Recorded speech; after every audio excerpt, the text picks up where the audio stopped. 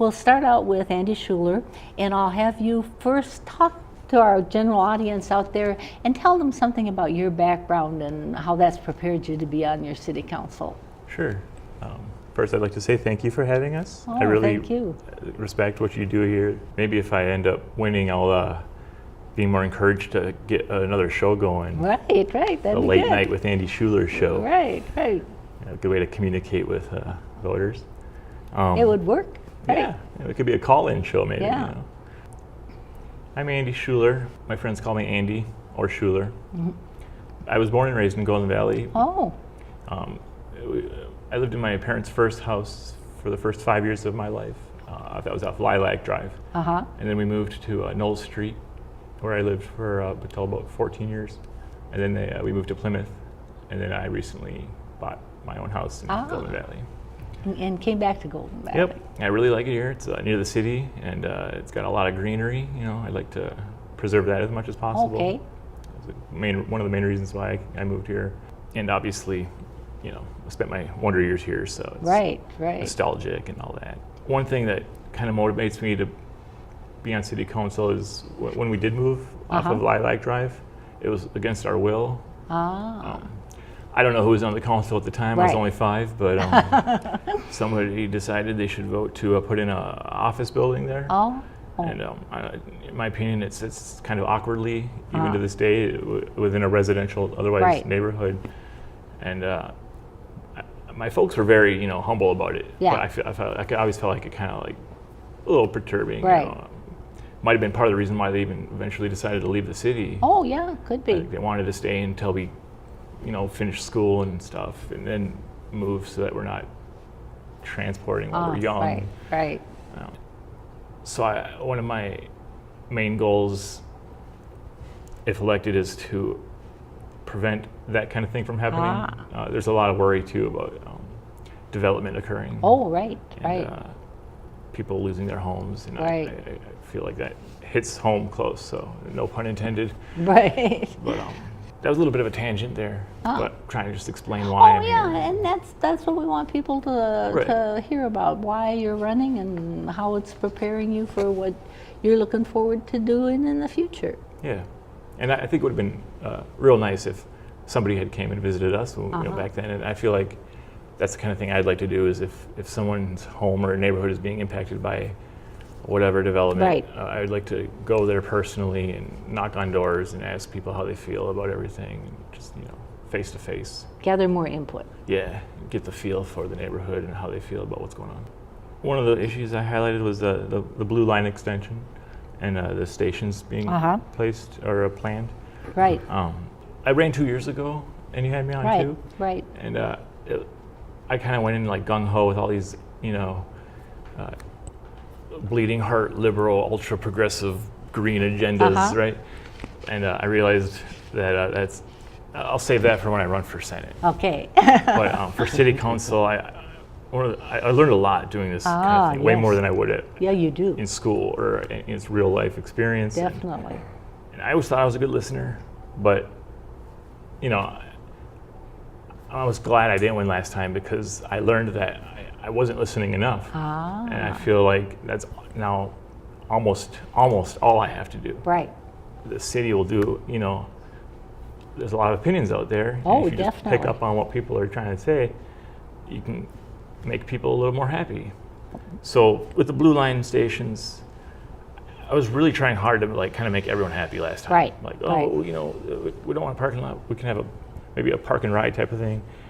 Yada yada yada. But then I after just talking to people and reading, I got these the open houses. Right. And there's just like dozens of written statements. Right. And the majority of the bulk of them are just, I can't tell you how many times I counted no station at GV. So after reading all those and getting a better feel for the neighborhood, and that's my decision. I mean, the people have spoken, so whether I want it there or not isn't important. I mean, I do support light rail, but like a lot of people in these messages, I don't support where it is, unfortunately, and not even sure if we have a deal yet with the railroad company. Last I heard, it was still kind of up in the air. You probably know more about that than I would. But, I'd want to make sure everything's legit first before we spend too much money planning and whatnot. And talk to people, find out if they even want this, and maybe we can put it somewhere better, like perhaps down 100 where there's more businesses and already people. We won't have to tear down the neighborhood and build from scratch, rewrite everything. Kind of associated with that is the park and ride. Okay. There's an area here. I took a little photo, and I don't know if you can see that. But that's the area where there's a planned parking lot. So, yeah. That's my motto this year: stay golden. I don't think we should be. This is a preserved area. Right. I don't think people preserved it just for fun. There's a sign there, and this is what I'm talking about: how kind of visiting areas that are impacted personally, finding out on the ground. Native prairie plant communities. In the 1990s, the Minneapolis Park and Recreation Board began efforts to reintroduce and restore some of the native plant communities. In Theodore Worth. Yep. And there's only 1% left in the state of these prairie community because of what humans have done in the past century. And I think we should be expanding parks, not making them smaller. And I've heard there's a talk about trading spaces or whatever. But my opinion is if there's an area that doesn't have anything going on for it, if it's blighted, and we can't afford to put something there, just tear everything down and put up a park, plant some trees. It's free. You can never have enough shade. Right. Yeah, and that's a main issue in my neck of the woods. I'm on the east side right now, so we kind of feel like we're almost like our own little city sometimes. Yeah, because different parts of the city have different reactions to what's going on. That's for sure. People, like a mile away or so, they might want it there, but they're not going to be specifically impacted. Right, the same way. Whereas all these people are, some of these are hilarious too. I just got to read one or two of them. Sure. They're hilarious but sad. Or like this, like, I hope you are hearing this discontent. You need to listen more, talk less. These go on and on and on. And some of them, I got to admit, just made me laugh. I object to my whole neighborhood being leveled. Because the week I moved into that house, actually, a couple years ago, I saw plans already for apartments and condos or whatever that you want to put there, fit as many units as possible for their, to get tax revenue. And it's just such a nice neighborhood. I've never, lived anywhere that just unique and friendly, and it's just, I can't imagine why somebody would even print those plans in the first place. With housing projects, I would like to see a little bit more, less of the apartments. Okay.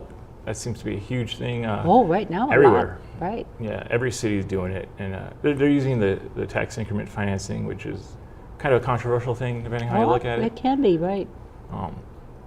Development, population-wise, isn't necessarily my bag. I like to try to satisfy the people living here already, because there's just a lot of discontent. A lot of people are just frustrated, and they don't want to hear about my awesome ideas about how to make the world a better place. They just want to, things running and smoothly, and keep it simple. And I think there should be less apartments and more, perhaps like one person suggested on Facebook was a campus, like a corporate campus type of thing. That way, we don't have to worry about spending more money on thousands of new amenities. Right. I knew I'd get that word down. And it seems like kind of like a never-ending cycle to me. Right. So something like a corporate campus, some retail shops, things like that, so we can still get that revenue. Right. But try to please people living here first and get people coming in. Both sides. Yeah. And then a little time to tell people out there why they should vote for you on November 7th. They go into the voting booth. Why should they check your name? Well, I think you should vote for me because my primary goal is voter satisfaction. Okay. Right now, I think one of the most highest percentages any candidate ever received in the most recent memory was 39%. And he was so popular with 39%, he moved on to become a congressman. Everyone else kind of gets 20%, 30%. Right. So you got a large group of voters who are just doing this thing symbolically, Uh-huh. you know, and I don't think, you know, all those people died face down in the muck so we could just not have representation when Right. we go to vote. Right. So I'd like to implement a better voting system. So that way, instead of 30% of the electorate being satisfied with the outcome, it would hopefully be something more like 60%. Right, right. And that would simply be by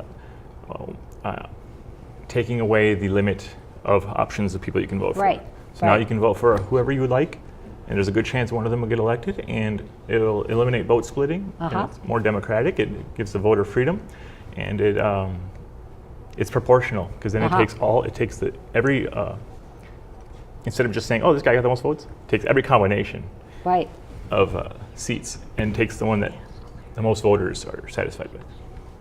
Thank both of you for Thank you. sharing your thoughts and Thank your you. ideas Andy? with our audience. And Thanks. we'll encourage our audience, be sure to get out there and vote on November 7th. It is important for our cities that people speak to what they want to see happening in their cities. So we're glad that you both are with us, and we'll wish you luck as you go into the election. Thank Thank you very Thanks so much. much.